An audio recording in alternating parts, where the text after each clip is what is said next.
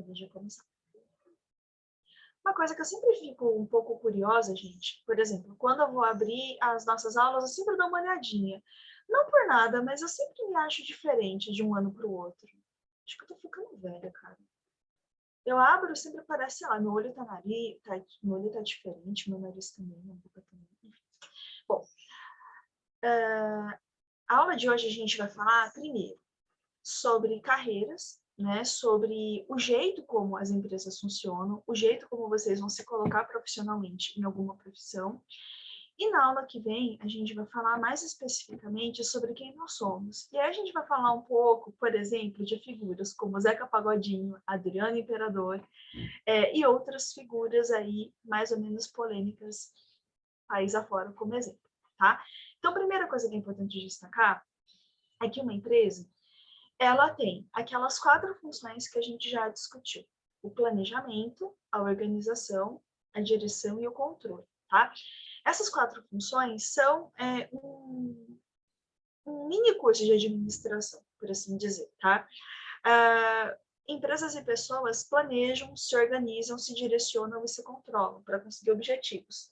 E se você não consegue se controlar, você, no fim das contas, não consegue fazer nada, tá? Então, acho que isso já está bem estabelecido. Empresas também têm essas funções, tá? Então, assim, atividades básicas do gestor são essas 4. Além disso, o que mais que a gente tem? Nós temos 4 funções empresariais, tá? Então, toda empresa, seja ela grande, seja ela pequena, ela tem 4 principais atividades. Primeira grande atividade é a atividade de operações ou produção. O que é isso? Uma empresa e também uma pessoa, ela serve a um propósito, ela serve a um objetivo. Então, por exemplo, até agora, meninos, a gente estava falando sobre a viagem de vocês. Vocês 3 vão viajar para um propósito, né? Então, o Rodrigo e a Alisson estão indo agora para a Estrela do Sul e vão fazer um mapeamento para verificar ali várias características, né?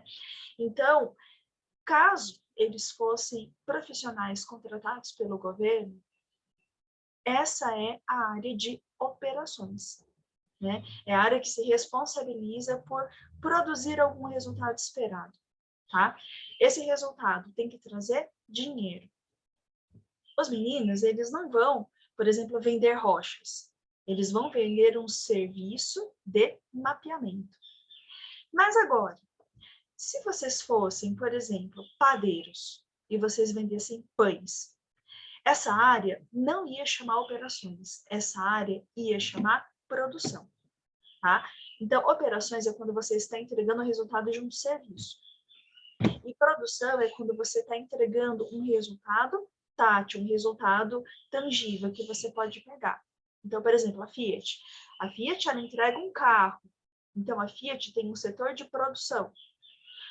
Um dentista, ele remove cáries, tá? Ele está entregando um serviço. Então, por isso, um dentista faz operações. Esse setor de operações, que de fato fabrica produtos ou serviços, ele trabalha junto com o marketing. E aí, eu preciso parar para vocês e perguntar. Para vocês, o que é exatamente essa função de marketing? Para que vocês acham que serve essa função gerencial? Alguma ideia? É uma forma Atrair de potenciais seduzir, clientes. né? A um potencial comprador, um nicho específico, pra chamar a atenção de um comprador e vender o produto. Uhum. Então, a Almeida falou, olha, marketing divulga e traz cliente. Beleza. E você, Alisson, o que você acha?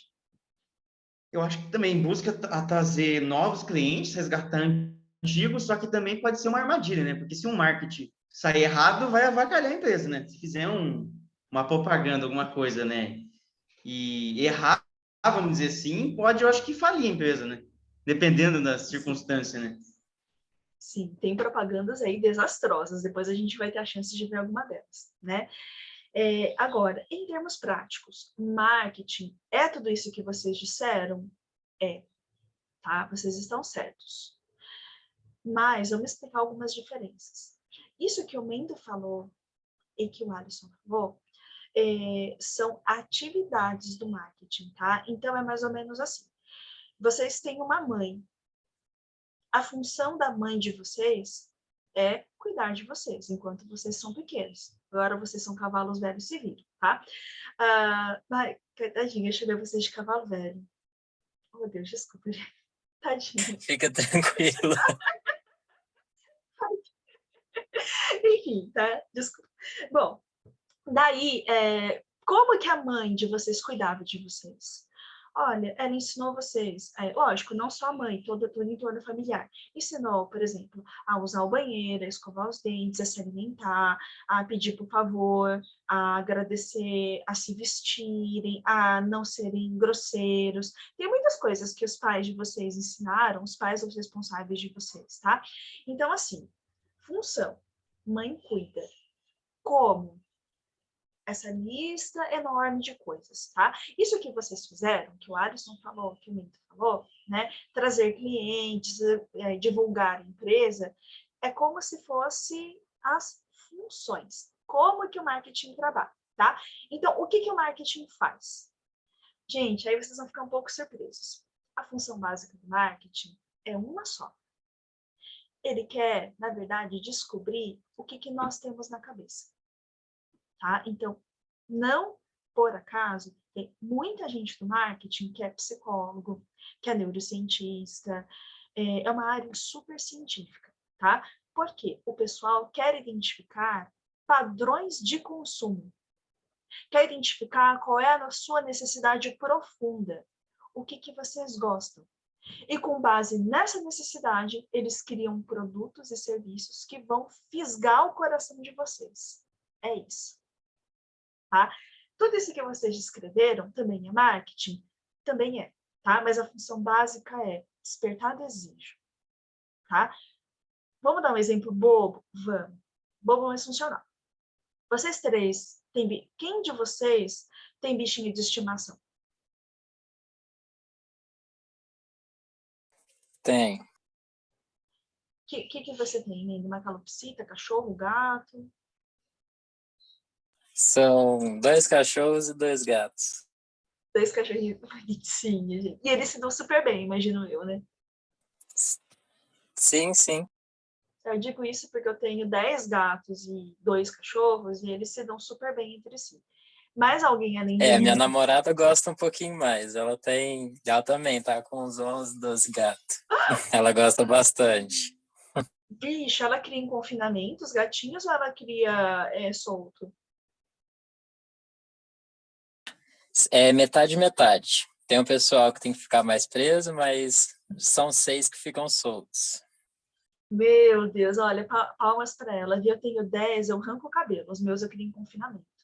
Eu brinco que em minha casa é o carandiru dos gatos. Não tem por onde os bichinhos saírem para a rua, porque eu morro de medo de eles serem atropelados, coisas assim. Rodrigo, Alisson, vocês têm bichinho? Ou na família de vocês têm algum bichinho de estimação? Não, aqui eu não tenho. Basicamente, da minha família, meu avô tinha, né? Cachorro, cão de guarda, mas ele já morreu faz alguns anos. Uhum. E você, Rodrigo? Os meus pais lá na minha casa tem gato também, professora. Acho que minha mãe tá com 5 ou 6 lá também. Gato é difícil ter um só, gente. É difícil. Mas, então aí, agora vamos por partes, né? Vocês todos têm ou tiveram contato com bichinho de estimação. E aí, vamos fazer um paralelo.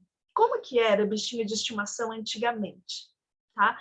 Antigamente, por exemplo, vamos pegar cachorro, que é o mais fácil, tá? Antigamente, cachorro, ele comia resto, ele ficava no quintal, não entrava dentro de casa, né? E levar para o veterinário era raro, era caro, né? E o que começou a acontecer? Foi um processo, ou seja, não é desde sempre que cachorros usam roupinha e dormem na cama, que nem é hoje em dia, tá? Como que era antigamente? O bichinho ficava do lado de fora, comia resto. Aí, uma empresa veterinária chamada Purina, ela fazendo pesquisas de marketing, Primeira coisa que ela descobriu, que o ser humano gosta muito de animaizinhos. Sempre gostou, tá? Inclusive, cachorros, gatos, eles evoluíram de acordo, né, com o quanto eles estavam próximos da nossa espécie. Então, raças mais ferozes de animais foram extintas mesmo. Espécies mais ferozes foram extintas, tanto de gatos quanto de cachorros, porque sobreviveu aquele que conseguia ficar mais perto da gente, aqueles que eram mais fofinhos, por assim dizer. E foi criada uma relação de afeto entre essas espécies, entre a nossa espécie, os felinos e também os cachorrinhos. E aí o pessoal da Purina falou assim, bom, pessoas gostam de animais. Qual foi a primeira coisa que a Purina começou a fazer? Isso nos anos 70. Ração. Por quê? Muitos cachorrinhos morriam muito cedo porque não tinha alimentação adequada. Se tinha aquela cultura de dar resto de comida. Qual que é o problema? Você não vai montar para o seu cachorro uma comida balanceada. Geralmente as pessoas davam restos, gordureira, osso, que podia, inclusive, causar a morte do bichinho por colesterol, por outras coisas. Então, o que a Purina começou a fazer?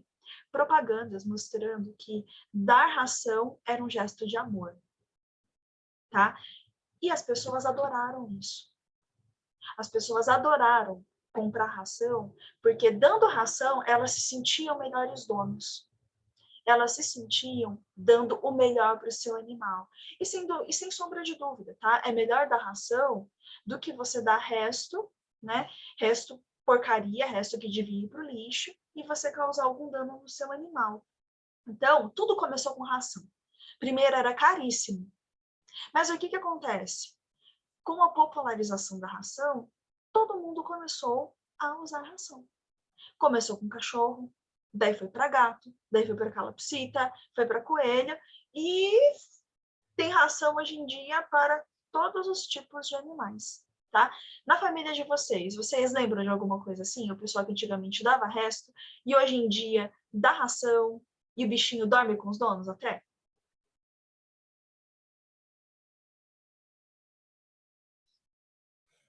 Como que é na fala, amiga?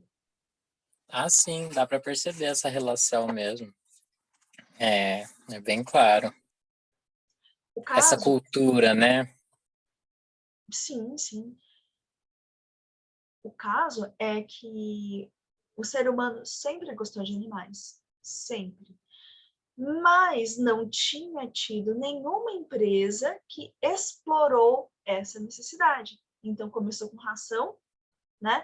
Depois foi para pet shop, depois foi para brinquedo, e hoje em dia tem creche para animais, diferentes tipos de vacina, roupinha, aquelas fantasias de gato que, ai meu Deus do céu, eles odeiam, mas eles ficam lindos.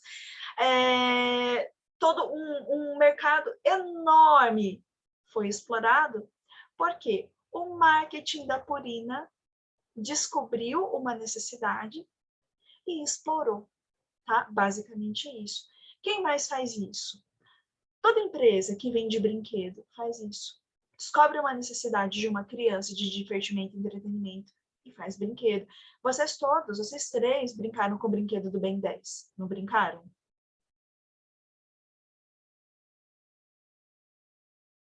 É que eu acho que eu tinha o Ben 10, eu já não curtia muito, mas eu não assisti, a minha época eu era viciado por carrinhos da Hot Wheels, né? Eu acho que já é bem antigo, né? Tem até o hoje. Hot Wheels foi mais mesmo. Hot Wheels, ou Ben 10, ou vocês quando crianças assistiram Procurando Nemo, sabe? Vocês devem decorar até as falas do Carros ou do Procurando Nemo. Geralmente quem brinca com Hot Wheels também gostava de carros, ou eu tô errado? Não, sim, eu assisti Não, é quando era verdade. criança. Eu lembro até hoje a primeira vez que eu assisti Carros. Depois foi lá no McLanche Feliz lá e comprou aquela miniatura, né? Que vinha na época do filme lá, que veio do Doc. O Doc era mais legal, gente. Aliás, qual é o filme desses da Disney favorito de vocês? Todo mundo sempre tem um favorito. De vocês, qual é? Que vocês sabem a fala até hoje. Eu gosto muito do Carros e do Monstros S.A. Eu tenho um vínculo também com o 11 SA porque eu tinha a fita dele. Então, eu assisti muitas vezes a fita VHS. Né? Sabe de Outros cor, tempos, né? Paulo. E Sabe de cor hoje em essas dia, a coisas criançada também. está acostumada com Netflix, né? Uhum. Saber que tinha que pegar uma fita, né? Ou DVD, e assistir até a fita rasgar, né? E vocês, gente, vendo, Rodrigo, qual é o favorito de vocês? Olha, o favorito eu não vou saber dizer, mas o que eu mais assisti, eu acho que foi Mulan. É uma gracinha mesmo, gente. E você, Rodrigo? O meu era o Rei Leão, professora. Eu Ai, gente. acho que eu assisti o negócio lá até a fita estragar já.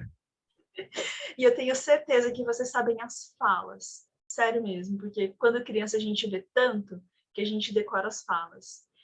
Esses dias eu estava assistindo Aladdin e eu sei as falas de cor, gente. Eu adoro Aladdin. Adoro, adoro, adoro. Também vi a fita até rasgar, né? Agora, por que eu tô falando desse negócio de brinquedo, não sei o quê? Porque a dona Disney, muito sagazmente, né, a empresa Disney, ela também faz isso.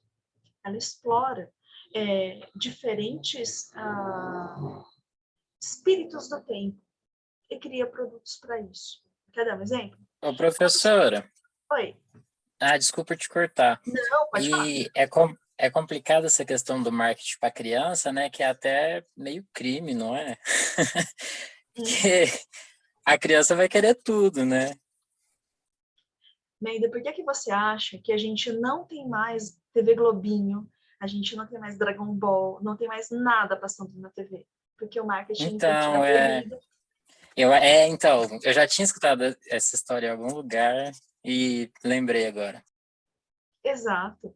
Por isso que, por exemplo, as crianças atualmente, ou elas veem coisas no YouTube, ou os pais assinam algum canal privado infantil, porque na TV aberta, hoje em dia, é proibido você fazer publicidade. Né? Então, por isso as crianças de hoje assistem cartoon, os pais acabam assinando esse tipo de canal, porque não tem mais em TV aberta. Né? E aí, o que acontece? Crianças são alvos mercadológicos muito facilmente atingíveis. Né? Por exemplo, quando houve o lançamento do Aladdin, em 90 e pouco, 89, coisa assim, estava tendo a Guerra do Golfo. Então, o que a Disney fez? Para aproveitar o interesse que as pessoas estavam tendo sobre temas relacionados à Arábia, e também para diminuir o estigma que a população árabe estava sofrendo, né, de serem os vilões do mundo, foi criado o Aladdin. E o Aladdin fez maravilhas, né? Na mesma época que estava acabando o regime do apartheid na África do Sul, veio o Rei Leão, que inclusive, gente, é primoroso. Primoroso. O Rei Leão é incrível. Na mesma época que a China começou a se destacar na economia mundial, veio Mulan. Então, a Disney também faz análise de mercado e também lança príncipes e princesas, né, e filmes que estejam de acordo e alinhados com o espírito do tempo. Por exemplo, agora tem Frozen. Frozen tem um amor, uma relação de amor entre duas irmãs que se amam fraternalmente, e a gente não tem uma princesa, a gente tem a rainha Elsa. Então, de acordo com o espírito do tempo, o marketing da Disney aproveita, né? Qual é a necessidade identificada? Crianças gostam de sonhar, crianças gostam de ver outras coisas, crianças gostam de ver outros mundos, né? O que o marketing da Disney faz? Ela cria de parques a filmes, a brinquedos, a massinha, a fantasia. Eu tenho certeza absoluta que vocês, quanto pequenos, já usaram algum tipo de fantasia de algum personagem, se bobear personagem da Disney. Né? Eu consigo imaginar vocês pequenininhos com festa infantil, com o tema do Rei Leão, ou de carros, ou do Ben 10, ou Dragon Ball, coisa que vale. Tá? Vocês também foram objetos de desejo por essas empresas. As empresas queriam exatamente tudo isso que vocês fizeram quando crianças, tá? A questão é que o marketing, ele não cria necessidades, ele explora, tá? Então, por isso, o povo que, assim, eles têm um interesse gigante em saber como a gente pensa, tá? Vocês já fizeram aqueles testes do Facebook.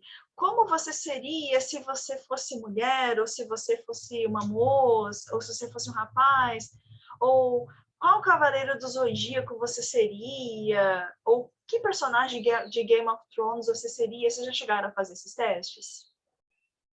Aqueles de Facebook que você clica e sai um resultado aleatório? Então, eu tenho um pé atrás com esses testes aí, justamente porque são aleatórios. Então, até eventualmente já fiz alguns, só que eu fico meio... né, não sou muito fã, não. Olha só, você tá certo mesmo. Sabe por quê? Quando você topa fazer esse tipo de teste, você dá autorização para provedores do planeta inteiro, por um período de tempo curto, darem uma grande vistoria em tudo que você publicou no Facebook. E daí o pessoal identifica características X em você. Por isso eles conseguem alinhar um personagem com você, tá? Qual que é a parte chata? Esses dados, uma vez abertos, você não consegue pegar de volta. Tá? É como se você, por causa de uma figurinha, você vendesse coisas importantes e privadas a respeito de quem você é, tá? E pior, né? Eu ensino isso, mas eu canso de fazer essas coisas, tá? Eu já me vi como eu seria se eu tivesse 80 anos, eu já vi minha versão masculina, inclusive eu fiquei a cara do meu irmão, eu tô aqui procurando pra mostrar pra vocês. Eu fiquei exatamente igual ao meu irmão. Deixa eu ver. Todo mundo já deve ter feito isso. Ou no Instagram, ou... Eu fiquei igualzinha meu irmão, cara. Meu irmão parece... Aliás, eu fiquei mais bonita que meu irmão. Uma das chapas, meu irmão é bonito, mas eu fiquei melhor que ele. E aí, essas coisas todas, o marketing pega, captura. E, aliás, todo mundo que usa Chrome, todo mundo que usa Gmail, todo mundo que usa Instagram, todo mundo que usa Facebook, todo mundo que usa Twitter, todo mundo que usa redes sociais normais, na verdade, está cedendo informações preciosas de si mesma para o marketing, tá? Só que é um mundo que a gente vive também, você não tem como se esconder numa caverna e se não querer fazer parte disso tudo. Bom, a terceira grande função das empresas é o setor de finanças. O setor de finanças, basicamente, vai gerenciar o dinheiro que você ganha, tá? Bom, antes de seguir, operações produz produtos e serviços. E marketing, ele identifica tendências do consumidor e ele avisa operações ou produção. O pessoal agora está querendo X produto.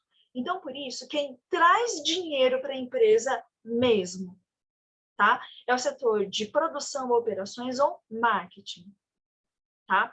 Todas as demais funções não trazem dinheiro para a empresa, mas ajudam a empresa a gerenciar, tá? Então, essas são funções básicas, operações e marketing. Então, toda empresa, precisa ter um produto ou serviço para vender e precisa ter alguém que seja responsável pelo contato com o cliente e pelas vendas, tá? Por isso que o marketing faz propaganda, por isso que o marketing divulga, por isso que o marketing cria clube de membros, né? Porque ele quer gente para comprar, né? E aí nós temos as chamadas funções de assessoria, que é finanças e RH, né?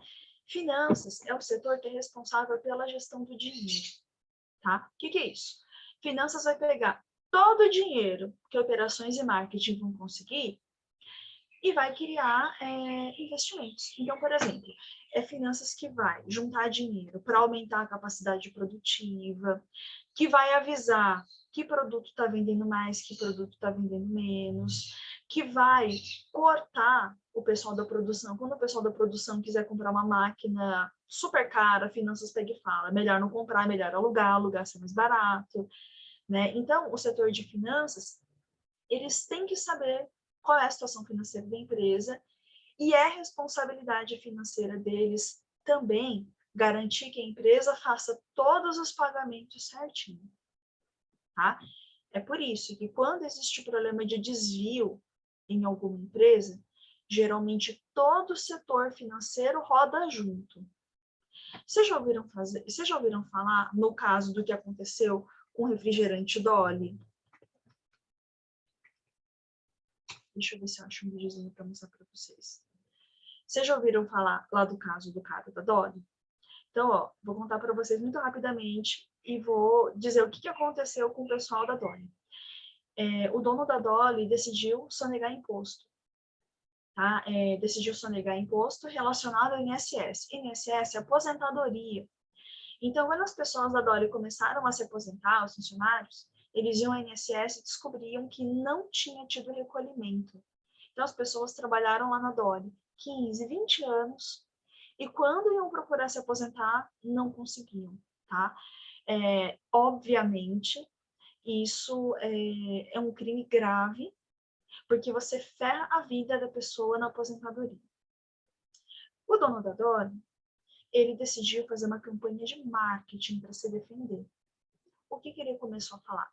Ele começou a falar que a Coca-Cola tinha denunciado a Dolly, que a Coca-Cola era uma instituição imperialista, uma instituição malvada, que ele estava sendo acusado injustamente, né? E outras coisas dessa natureza. Ele chegou a comprar espaço publicitário em revistas importantes, em sites, para falar que em Minas Gerais ele era um coitado, tá? Por que ele fez isso? Primeiro, porque ele acreditava que as pessoas não sabiam ou não reconheceriam a importância disso que ele fez, que foi muito, muito, muito errado, tá? A iniciativa dele não deu certo. E por que eu tô contando essa história toda? Porque quando ele foi preso, não foi só ele que foi preso. O setor financeiro inteiro que trabalhava com ele, o diretor do setor de finanças, os assessores, o departamento inteiro, com 20 pessoas, foi todo mundo também preso. Por quê? Entrou todo mundo como se fosse cúmplice. Porque não tem como o setor que está recolhendo dinheiro, pagando imposto, não perceber que isso não estava sendo pago. É isso que a gente chama de responsabilidade compartilhada. Então, o que é esperado, né, especialmente entre contadores? Que quando você percebe alguma coisa errada, que o contador denuncie para o Conselho de Contabilidade. Isso nunca foi feito. Tá? Durante 15 ou 20 anos, isso não foi feito. É por isso que todo mundo rodou junto. Tá? Então, por exemplo, quando eu estava tendo a mensalão lá na Petrobras, deu um monte de rolo. Não foi só o presidente da Petrobras que foi responsabilizado. O setor financeiro inteiro rodou junto, tá? Quando descobriram, por exemplo, indícios de corrupção na Camargo Correia. Não foram só os donos da Camargo Correia que foram presos, não foi só o Marcelo Odebrecht que foi preso. Todo mundo do setor financeiro foi preso também. Por quê? Mais do que ninguém, eles deveriam saber. Tudo bem, gente? Tudo bem. Tudo certo. Desse exemplo aí que você falou, na Dói eu lembro um caso que foi acho que da Nissan, né? Que o presidente da Nissan acho que roubou, foi preso no Japão e acho que fugiu numa mala de avião, né? Foi algo muito inusitado. Eles são pior de tudo. Esse presidente da Nissan, olha, é uma coisa, cara, que coisa triste. Porque ele, cara, fica até arrepiado em falar disso. O Brasil, durante muitos anos, tá? Até mais ou menos 2015, 2016, empresas grandes como a Kellogg's, a Ford, a GM, a IBM, o pessoal mandava para cá executivos para aprenderem a serem líderes, porque o Brasil é um país com tamanho continental, mas mesmo tendo um tamanho continental, nós temos um único conjunto de leis. E aqui não tem tanta treta, né? Então, por exemplo, um país de tamanho similar à Índia. A Índia tem línguas diferentes, religiões diferentes, é muito bagunçado. A Rússia também é gigantesca e é muito mais complicada do que aqui, tá? E tanto Índia quanto China quanto Rússia têm problemas mais sérios do que os brasileiros de corrupção. Então, a despeito de a gente ter um monte de problema, aqui sempre foi considerado um lugar bacana de você mandar o pessoal para estudar, para serem melhores líderes, tá? Isso foi até 2015 a 2016. Um dos líderes brasileiros que ajudava a formar outros líderes era o presidente da Nissan, esse Carlos Gosling. Deixa eu mostrar para você. Ele foi trabalhar na Nissan, ele fez muitas coisas muito legais na Nissan, tá? Ele conseguiu revitalizar a empresa, ajudou a lançar novos produtos, fez coisas assim muito boas, tá? E o jeito dele gerenciar as coisas, o jeito dele ser, foi vendido mundo afora como um exemplo de como o jeitinho brasileiro, a flexibilidade brasileira eram coisas boas. Só que depois descobriram que ele dava jeitinho demais. Então, por exemplo, no Japão, onde deu o rolo, vereadores já cometeram suicídio porque aceitaram, por exemplo, um carro de presente de alguma empreiteira, de alguma coisa que estava tentando subornar. Imagina se aqui no Brasil os políticos fossem fazer a mesma coisa. Isso porque um carro, gente, é algo relativamente pequeno, perto de tudo aquilo que é desviado aqui no Brasil, sabe? Ele achava que lá ele poderia dar jeitinho em tudo, que nem ele deu em tantos outros lugares. Então, a partir de 2015, a fachada dele caiu. E aí, por coincidência ou não, pararam de mandar o pessoal para cá. Tá? Foi mais ou menos quando o circo caiu para ele, o circo caiu, parece que para todo o resto. Tá? E de 2016 para cá, inclusive, tem mais empresa fechando aqui no Brasil do que abrindo. É óbvio que isso tudo não foi só por causa desse cara, mas foi um movimento mundial de não vamos mandar mais pessoas para lá. Né? Deixa eu mostrar para vocês, muito rapidinho, uma reportagem que eu achei sobre esse lance do Dolinho. Eu fiquei com ódio, gente. Pessoal, voltando. E aí você, assim, não por nada, tá? Mas aí vocês viram a desfaçatez. Desfaçatez é um jeito elegante de falar cara de pau. A cara de pau do moço em dizer que, nossa, foi culpa da Coca-Cola, né? Não foi, tá? Não foi. A coisa toda está sendo averiguada, mas o caso tem pelo menos 300 pessoas que não vão conseguir se aposentar porque o bonito só negou, tá? Bom, e por fim, nós temos a minha área de origem, que é a área de RH, ou recursos humanos, ou gestão de pessoas. O que a pessoa da minha área faz? A gente tenta chamar a pessoa certa para ficar no lugar certo. Então, ou seja, a gente vai contratar pessoas com um perfil adequado para trabalhar no setor de operações, para trabalhar no marketing, para trabalhar com finanças. A gente vai treinar essas pessoas para que elas façam direitinho. A gente vai reciclar o conhecimento dessas pessoas quando elas estiverem aí precisando de novos conhecimentos. A gente vai transferir, a gente vai demitir, vamos ver férias, vamos ver remuneração, o quanto recebe, o quanto não recebe. A nossa função, em linhas gerais, é garantir que os talentos da empresa sejam preservados. Tá? O que significa isso em termos práticos? Em termos práticos, a gente vai contratar as melhores pessoas daquele mercado que possam ajudar a empresa a chegar mais perto dos seus objetivos. Tá? Agora, como que o pessoal da RH geralmente trabalha também? Em linhas gerais, mantendo bancos de dados atualizados. Então, por isso, né, ainda que vocês hoje não estejam procurando trabalho, que vocês não estejam hoje procurando uma ocupação, é importante, por exemplo, se manter atualizado, é importante ter um currículo atualizado, é importante que vocês se cadastrem em sites de empresas que vocês achem interessante. Vira e mexe tem que ser no site. Cadastre seu currículo, cadastre, tá? Porque geralmente o pessoal da minha área recorre a essas bases de dados para contratar as melhores pessoas para trabalhar na empresa, né? E aí, o que acontece na área de vocês, né? Então, quando você acaba de entrar e aí, peraí, só recapitulando.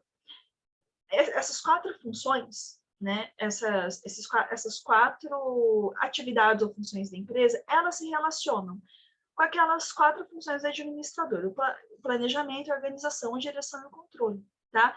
Então, cada setor vai fazer aquilo que precisa fazer. Então, por exemplo, quando a gente fala de planejamento, operações vai planejar produção, marketing vai planejar vendas, finanças vai elaborar orçamento, ou seja, vai dizer o quanto você precisa para produzir determinado produto e vai correr atrás de dinheiro, tá?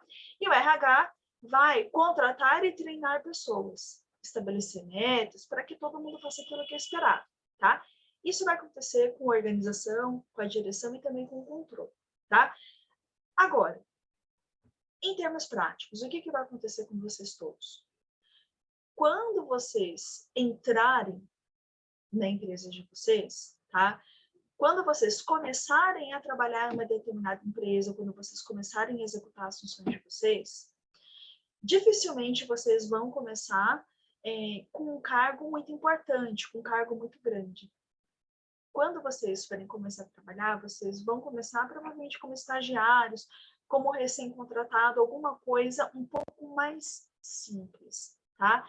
É isso que a gente chama de habilidades operacionais, tá? Então, vamos lá. Vocês dois estão indo fazer uma viagem técnica, tá? Vocês vão estar no sol, na chuva, encarando picada de marimbondo, especialmente se for perto de água, enfim. Encarando formiga, comendo no campo, ali sentado no meio do mato, tá? Isso é legal na faculdade? Claro que é. É o momento para vocês fazerem isso, tá? É um barato, na verdade, você fazer isso, tá? Especialmente quando você está com seus colegas, está ali com uma equipe legal. Mas agora, vocês são super jovens. É de se esperar que, com o passar dos anos, vocês não façam mais isso. É de se esperar que, com o passar dos anos, vocês assumam funções um pouco mais estratégicas e menos de campo, tá? Quem trabalha com laboratórios, quem faz medições, enfim, pessoas que estão na área de vocês, que já estão há um tempo na carreira, não é que não façam mais esse tipo de atividade que vocês estão desenvolvendo. Mas ele sim, é outro tipo de envolvimento, tá? O que eu estou querendo dizer com isso? Que a carreira de vocês vai funcionar mais ou menos dessa forma, tá? Vocês são contratados inicialmente porque vocês têm as chamadas habilidades técnicas, que é a seguinte: você sabe fazer aquilo que você foi contratado para fazer. Você sabe fazer o mínimo daquilo que a faculdade deveria te ensinar, né? Então, é o uso de ferramentas, é o uso de elaboração de procedimentos que são comuns a uma determinada profissão, tá? Então, por exemplo, se vocês fossem estudantes de medicina e vocês fossem contratados por uma clínica, você acabou de entrar, você está no nível operacional ou chão de fábrica, o que você tem que saber fazer no mínimo? Uma sutura. Uma sutura é quando você, óbvio, vai costurar, é alguém que se cortou. Uma outra coisa básica, por exemplo, é você medir uma pressão, é você saber pegar uma veia para tomar um soro. Então, existem atividades técnicas que garantem o mínimo para você entrar em uma empresa, tá? Essas habilidades são importantes? São. Como é que a gente vê isso? Aí, falando de coisas mais privadas e mais particulares. Vocês já mentiram alguma vez para conseguir alguma vaga, para conseguir alguma coisa bacana que vocês queriam? Bom, se vocês não quiserem falar, tá tudo certo, eu entendo. Então, deixa eu contar histórias bizarras. Eu já comentei com vocês algumas vezes que eu já trabalhei com a área de recrutamento e seleção, né, para empresas. E uma das empresas eu estava contratando profissionais para serem assistentes no escritório de contabilidade imenso que tem na região de Ribeirão Preto. Então, eu precisava de secretárias ou secretários que fossem muito bons com Excel. Gente, Excel não é todo mundo que sabe mexer, tá? E quando eu tô falando muito bom, é muito bom mesmo, tá? Não basta você colocar, por exemplo, os dados ali no Excel e fazer um gráfico, ou então você colocar os nomes em ordem alfabética. Você tinha que saber fazer uma série de funções. Então, primeira coisa que eu fiz, eu peguei os currículos e eu verifiquei todo mundo que dizia que tinha Excel avançado, porque a pessoa precisa daquilo para conseguir assumir a vaga. E o resto você já está imaginando o que aconteceu, né? Um dia foi agendada uma prova em um laboratório, a gente contratou uma sala de aula numa faculdade. um laboratório com 20 computadores, a gente deu uma tarefa, a gente desligou a internet dos computadores para ninguém ficar mexendo na internet, a gente fez uma provinha, pedindo para as pessoas fazerem uma série de tarefas dentro do Excel. E só depois que as pessoas fizessem essa provinha, os melhores resultados iriam para as entrevistas, porque também não ia adiantar a gente contratar uma pessoa que não sabia mexer e contratar essa pessoa, porque ela já tinha que chegar sabendo, sabe? É o tipo de atribuição que não adianta você esperar que a pessoa aprenda, ela já tinha que chegar pronta. Gente, 60 pessoas fizeram a prova. Então, foram 3 horários com 20 pessoas em cada sala. Dessas 20 pessoas, dessas 60 pessoas, 4. Só 4 não tinham mentido no currículo. Só 4, de fato, tinham o Excel avançado, tá? Por que eu tô contando essa história maluca para vocês? Pelo seguinte, a gente é contratado inicialmente por nossas habilidades técnicas, tá? Então, por isso, a gente tem que ter pelo menos o mínimo de conhecimento muito bem embasado. É razoável você dar uma engabelada ou outra? Talvez, dependendo da circunstância, sim. Mas, em profissões técnicas, como a de vocês, gente, não dá. Mesma coisa, por exemplo, vamos supor que vocês tenham que lidar com equipamento, assim, um equipamento mega específico. Vocês podem me dar um exemplo de algum equipamento super específico da área de vocês?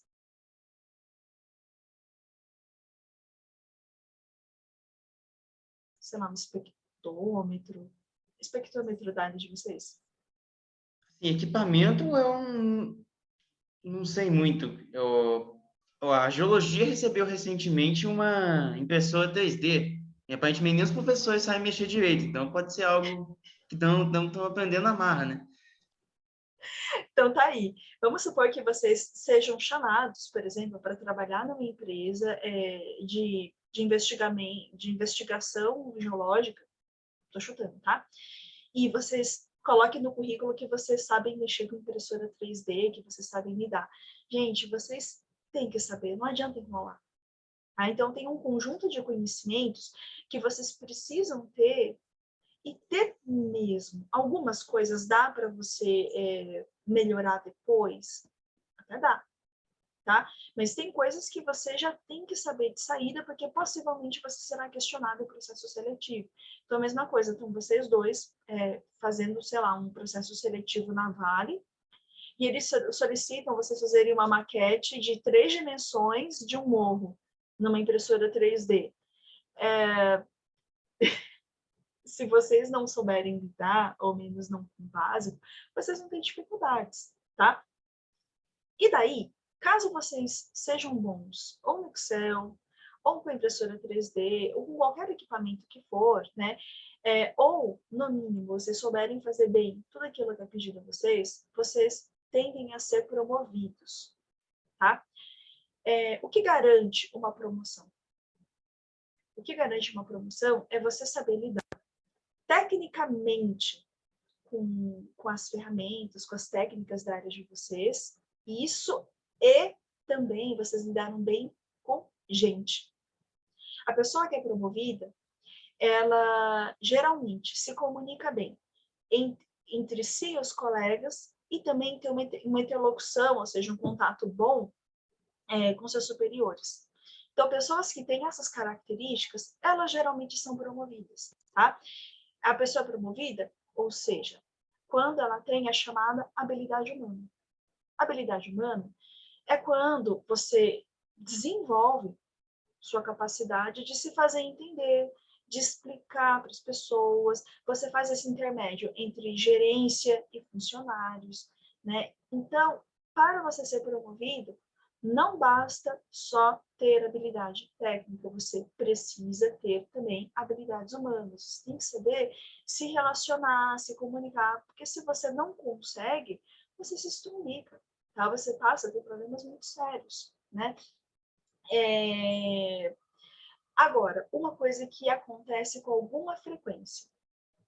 pessoas que têm só habilidades humanas, ou seja, pessoas que se comunicam muito bem, às vezes essas pessoas conseguem engabelar, ou seja, elas conseguem enganar o pessoal da minha área nas entrevistas e falar que sabe fazer isso, sabe fazer aquilo, aquilo outro, enfim, promete um monte de coisa e não entrega nada, tá?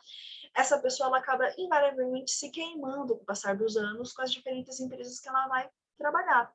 Vocês, por acaso, conhecem alguém que fala muito e faz pouco?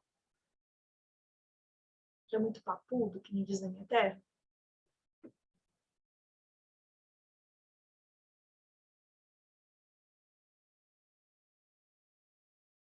Ah, sempre às vezes tem uma pessoa, né? Lá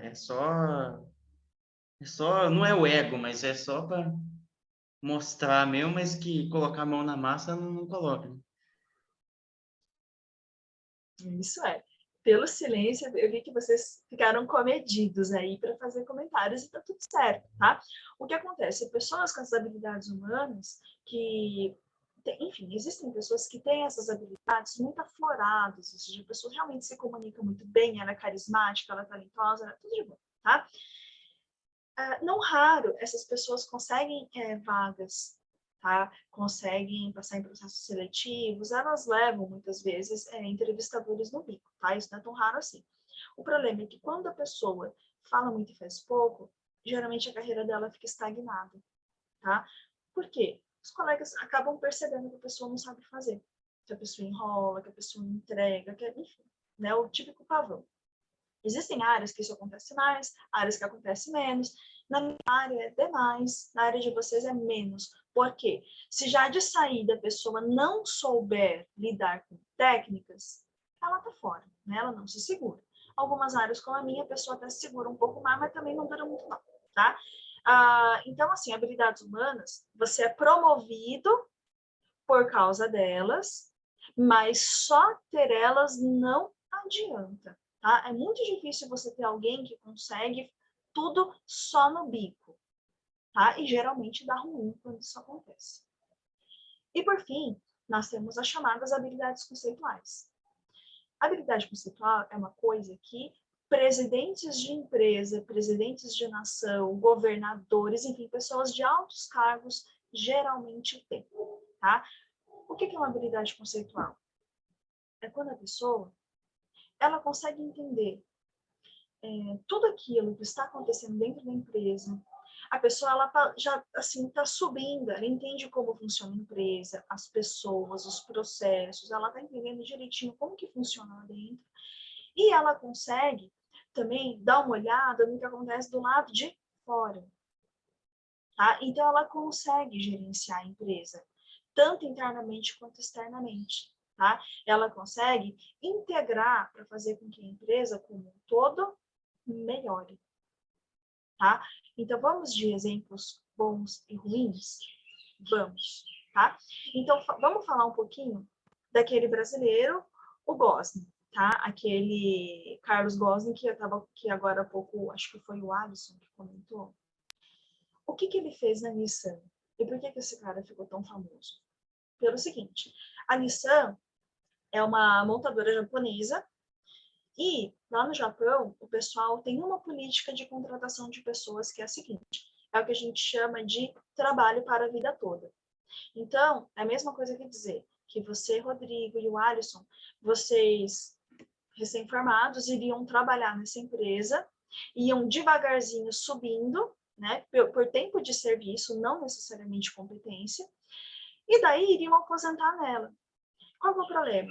A Nissan estava operando no setor automobilístico, um setor em que estava todo mundo lançando veículos novos, coisas novas, e a Nissan só lançando carro velho, perdendo cada vez mais mercado, enfim, se dando super mal. O que o Costa fez? Ele tinha essas habilidades todas aqui, tá? Ele sabia fazer, ele entendia do segmento automobilístico, ele sabia se comunicar e ele entendia que o mercado pedia inovação. O que ele fez? Ele criou planos de carreira dentro da empresa que olhavam não só a pessoa por tempo de casa, mas olhava também o quanto essa pessoa contribuía, o quanto essa pessoa conseguia, por exemplo, desenhar um novo projeto de carro, conseguia fazer coisas diferentes, coisas que, enfim, ajudassem a empresa a alcançar maiores patamares. E outra coisa que ele fez também, quem não se encaixou, quem se recusou, quem estava jogando contra aquilo que a empresa queria, ele mandou embora. Tá? Então, ele mandou embora gente, assim, com 40 anos de casa. Tá? Então, para o mal ou para o bem, ele tinha essas 3 habilidades e conseguiu mobilizar isso para salvar a empresa. Tá? Então, no frigir dos ovos, quando vocês entram em uma empresa, vocês precisam ter habilidades técnicas. Vocês ocuparão cargos do chamado nível operacional. Nível operacional é quando você faz atividades relacionadas com o dia a dia. Né? Então, vamos imaginar que a gente está construindo uma estrada. Quando a gente está construindo uma estrada, às vezes você passa ali na estrada e você vê aqueles cronogramas, sabe aqueles outdoors em que você vê ali o cronograma e assim, até novembro terminaremos isso, até outubro terminaremos aquilo, né? Quando você está no operacional, você é a pessoa que está ali no sol e você sabe que você tem que fazer tantos metros de estrada por dia. Isso é operacional.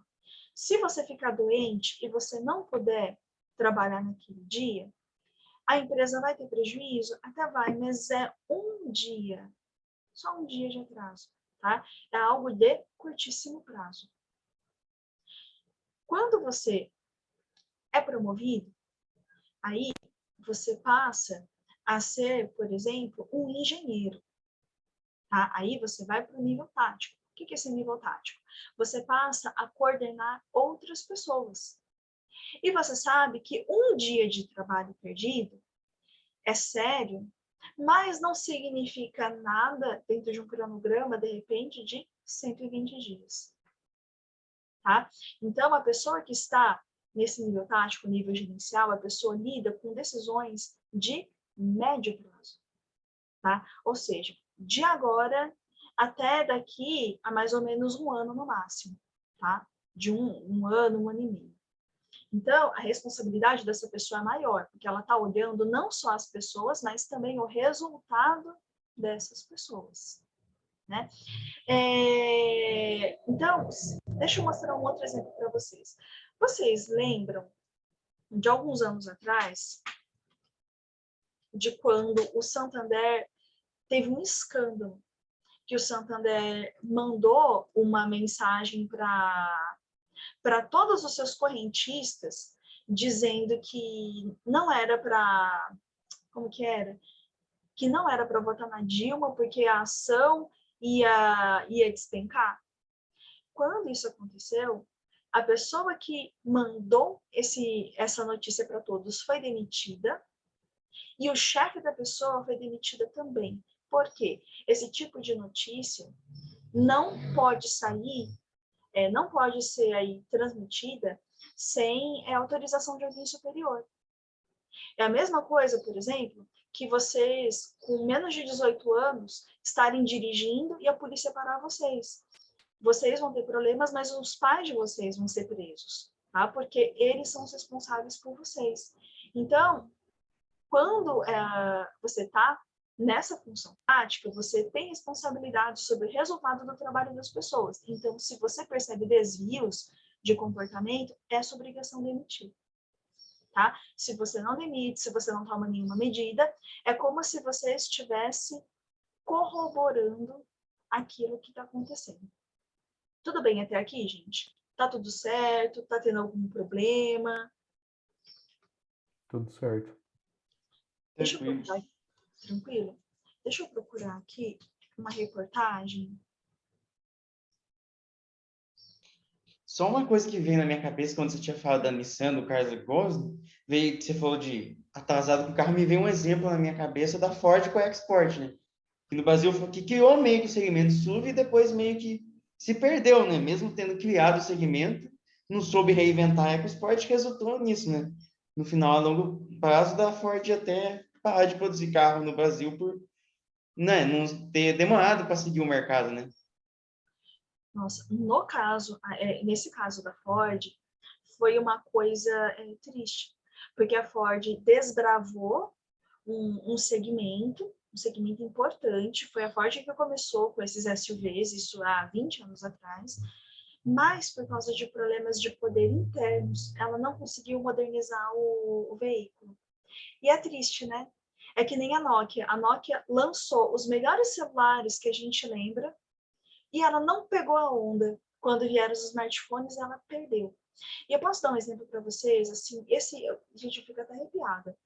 Esse é o exemplo, assim, cara, mais triste que eu consigo lembrar que eu dei aqui em sala de aula. Vocês lembram daquele remédio que era feito aqui na USP que curava o câncer, a fosfoetilenamina? Vocês lembram disso? Acho que eu vi umas reportagens falando sobre. Então, para refrescar a memória de vocês, tá? Essa fosfoetanolamina, tô lendo aqui para ver um spoiler.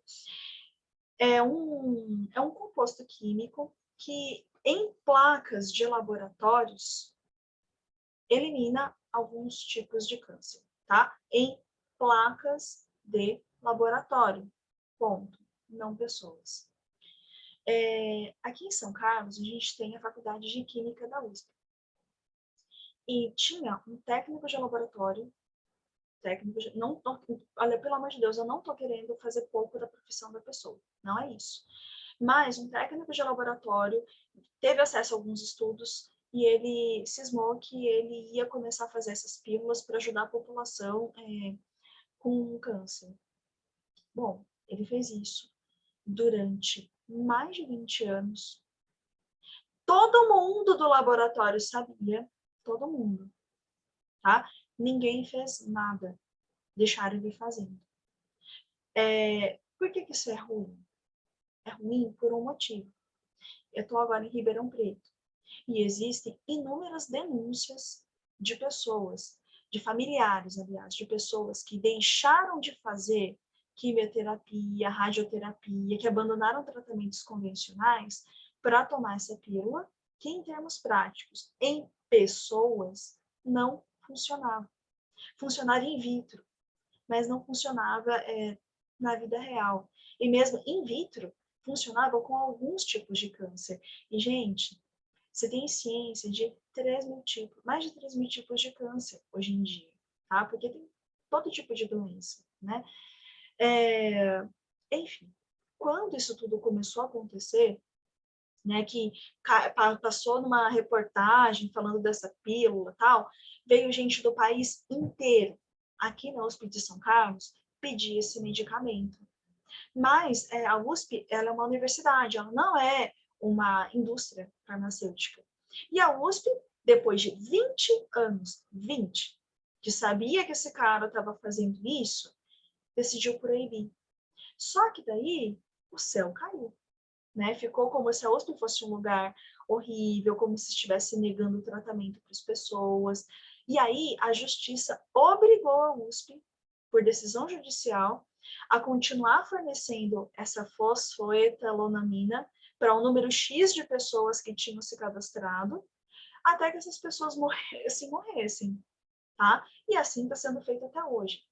Onde está o problema dessa equação toda? Vocês conseguem me dizer cadê o problema? Por que a coisa ficou desse tamanho? No começo ninguém pagou o professor, né? De começar, se tivesse falado, não, isso aí tem que passar uma regulamentação da Anvisa, né? Mas não fazer as coisas. Mas o pessoal falou, deixa, né? Poxa, não Vamos ver está o que fazendo vai dar, né? nada. Então, qual foi o problema? Nível tático. Os coordenadores de laboratório, os diretores de departamento, deixa, ele é bonzinho, não faz mal para ninguém. Nessa de deixa, bonzinho, não faz nada para ninguém, tem casos registrados de pessoa que morreu, porque parou de fazer tratamento. Dá para imaginar o desespero da pessoa que está doente com câncer, o desespero que ela está, que, enfim, o tratamento não está funcionando, e ela para tudo para tomar um negócio que não funciona? Então, é revoltante, tá? E esse tipo de coisa acontece por quê? Porque tem algum gerente banana que não faz, porque, deixa lá, é bonzinho, não faz nada para ninguém. Mas essa de, é bonzinho, não sei o que lá, não faz nada para ninguém, tem gente que morre, tá? Então, quando passou na TV, muitas pessoas ficaram revoltadas. Que é um hospício, aquilo. Mas aqui na região, né, não sei se vocês conhecem alguém aqui da região, todo mundo conhece alguém, uma pessoa ou outra, que parou o tratamento, o regular, sabe? Uma quimio, uma rádio, para tomar essa meleca dessas pílulas que, na verdade, não funcionam nada, tá? Então, esse é o tipo de coisa que devia pegar esses diretores de departamento que durante 20 anos sabiam e não fizeram nada, bater a cabeça na parede, porque dá raiva. Bom, e por fim, quando esse diretor de departamento, esse gerente, esse gestor, ele mostra que entende do nível operacional e ele entende de lidar com gente, ele é promovido para o nível estratégico, tá? Então, a maioria das carreiras das pessoas será assim, tá? Então, vocês dois provavelmente serão contratados para fazer atividades operacionais, tudo dando certo, vocês mostrando que sabem fazer o básico e que vocês têm bom relacionamento com as outras pessoas, vocês provavelmente serão promovidos, tá? E quando vocês evidenciam que dão conta de gerenciar toda a parte interna da empresa e ajustar para o ambiente externo, que foi o que faltou para a Ford, como eu bem disse, Alisson, que lançou o projeto da EcoSport e não conseguiu capitalizar esse negócio, aí você é promovido para maiores instâncias, tá? Então, geralmente, líderes importantes têm habilidades conceituais, tá? É por isso também que é muito difícil você contratar um presidente de empresa. Quando abre uma vaga de presidente de empresa, você não divulga em um jornal, sabe? Nossa, Ford contrata presidente de empresa, porque a pessoa precisa de um um conjunto, um set de habilidades que, assim, você não acha. Então, quem que entra na jogada para contratar pessoas assim? Ou você pega gente de dentro da própria empresa, que manda bem, que tem perfil para o cargo, você já viu que essa pessoa tem essas habilidades, ou você recorre a headhunters. Headhunters, ou caçadores de cabeça, são pessoas que estão no mercado, são muito bem relacionadas, e a função delas é prospectar pessoas boas para algumas vagas. Então, por isso, você tem que ter relação com todo mundo, conversar com todo mundo, tá? Deixa eu ver se eu acho para vocês.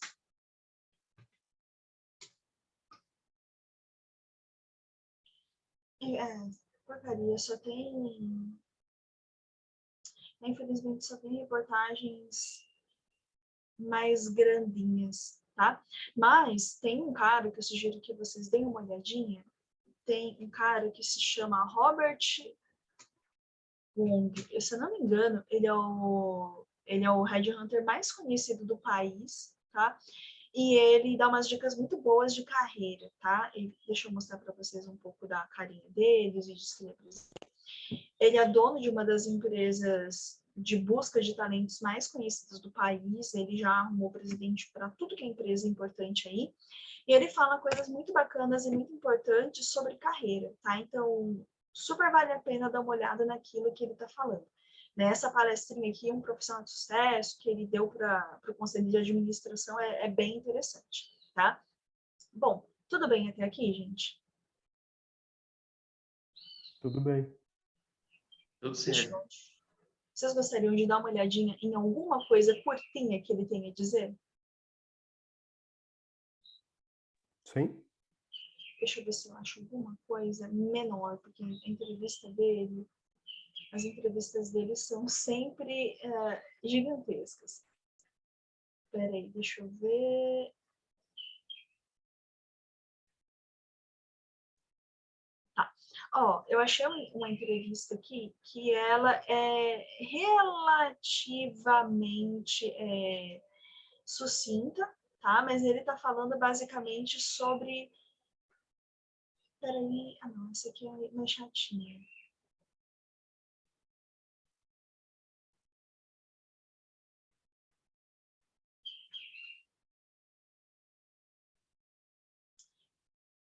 Ah, meu Deus do céu. Tá, vamos ver aqui uma entrevista rápida. Gente, que às vezes eu não consigo falar e pensar ao mesmo tempo. Eu preciso parar de falar para conseguir ver as coisas certinho.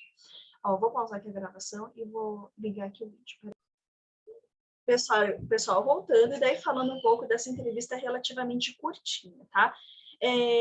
Desse profissional, ele atua, ele falou dessa vez do segmento financeiro, só que ele trabalha, gente, cara, todos os segmentos que eu consiga pensar, tá?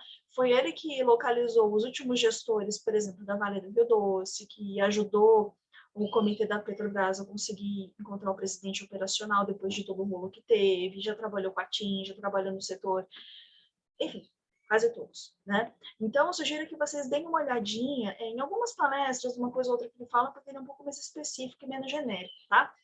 Mas tem algumas coisas muito bacanas que ele fala, né? E é muito bacana você ver conselhos, ou, assim, entre aspas, dicas de posicionamento profissional de alguém que, de fato, seleciona os melhores profissionais do país, né? Então, o que ele comenta, né, sobre esse movimento de você crescer profissionalmente, tá? Então, não só nessa entrevista, mas em outras todas. Então, a primeira coisa que ele comenta é que as pessoas precisam se rodear ou estar próximas de grupos de interesse, né, ou grupos profissionais dos quais ela tem o mínimo de interesse em fazer parte. Então, por exemplo, Rodrigo e Alisson, vocês ainda estão se formando, vocês ainda, né, estão descobrindo o que vão fazer. Tudo bem. Mas é importante que vocês procurem se cercar, profissionalmente ao menos, ter uma rede de contatos de pessoas que entregam resultados, pessoas competentes, pessoas renomadas, tá? E caso vocês não conheçam essas pessoas ainda, que vocês ou procurem conhecer participando de eventos, participando de cursos, participando de palestras, enfim, tentem ter algum tipo de contato, ou que vocês comecem do zero, né? Caso vocês não tenham nenhum contato, procure ser essa pessoa que você gostaria de ser. Então, tenha contato com amigos e tente mostrar produtos para a sociedade, para o público interessado. Segunda coisa que ele comenta sempre é uma questão de atitude, né? Atitude é basicamente você sinalizar em forma de ação como é o seu pensamento, né? Então, quando se diz atitude proativa, né? Na verdade, o que se quer dizer com isso? Que você não vai ficar sentado reclamando, tá? Então, pessoas, entre aspas, com atitude, são pessoas que geralmente procuram se mexer, procuram agitar as coisas, procuram pensar em soluções para os problemas que acontecem, tá? Outras coisas que ele comenta sempre. Buscar ter competências, lógico, né? Você não ser aquela pessoa que fala muito e faz pouco, você de fato saber fazer algo e poder provar isso em diplomas, né? E, óbvio, competências pessoais, aliás, características pessoais. Ou seja, vocês valorizarem o fato de vocês serem únicos e vocês não serem percebidos como cópia de ninguém, tá? Tem um exemplo que eu já comentei com vocês como que chama? Do Bill Gates. Bill Gates, o dono da Microsoft, ele tem, já comentei com vocês também isso, há muitos anos rola na boca miúda que ele tem algum nível do transtorno autista, tá? E durante muitos anos ele fazia movimentos muito característicos de pessoas que são portadoras desse transtorno, que é ficar se balançando, né? Você sabe que as pessoas que têm algum nível de transtorno autista muitas vezes não sempre se balançam, porque é um jeito que a pessoa tem de se equilibrar de novo, da pessoa, em situações de tensão, a pessoa fica mais calma. É como se fosse embalar de uma criança, a criança calma, né? E o Bill Gates, ele tinha isso, tá? E daí, outros subordinados dele, mesmo sem ter o transtorno autista, começaram a balançar para pensar também, imitando comportamentos. E, gente, sinceramente, isso é nojento, tá? As pessoas imitar comportamento já é uma coisa esquisita, E as pessoas imitarem comportamentos de alguém que tem algum tipo de transtorno pode ser tomado como chacota. Nesse caso específico, as pessoas estavam querendo, na verdade, bajular o chefe, só que isso foi percebido de uma forma tão negativa que ele acabou fazendo tratamento comportamental para diminuir a frequência dele balançar, porque ele estava se sentindo incomodado, tá? Então, algumas coisas, né, que algumas pessoas falam sobre carreira são interessantes, né? Uma coisa que eu comentei com vocês, e só para concluir nossa conversa de hoje, eu sempre comentei com vocês que, enfim, eu tenho um pé atrás gigantesco com coaches, com demais aí profissionais de carreira que te ajudam, não sei o que, eu tenho o pé atrás mesmo, reconheço. Mas existem alguns profissionais que realmente são muito bons, que falam muitas coisas muito, muito bacanas, tá? Independente do setor. E esse profissional, esse Robert Wong, é um deles, tá? Então, sugiro que vocês deem uma olhadinha, tá? Só para concluir, esse não é o único caminho da progressão de carreira, tá? Existem pessoas que ficam só no nível operacional, que ficam só no nível tático. Tem problema? Não. Quando isso acontece? Especialmente quando você é de uma profissão muito técnica. Então, por exemplo, vocês agora são futuros geólogos. Pode ser que vocês gostem mesmo daquilo que vocês fazem, tá? Que vocês gostem mesmo de fazer levantamentos, gostem mesmo de fazer isso, a função técnica operacional. Tem problema? Nenhum. Tá cheio de pessoas aí no mundo que são muito boas no que fazem e não tem interesse, na verdade, em gerenciar outras pessoas, tá?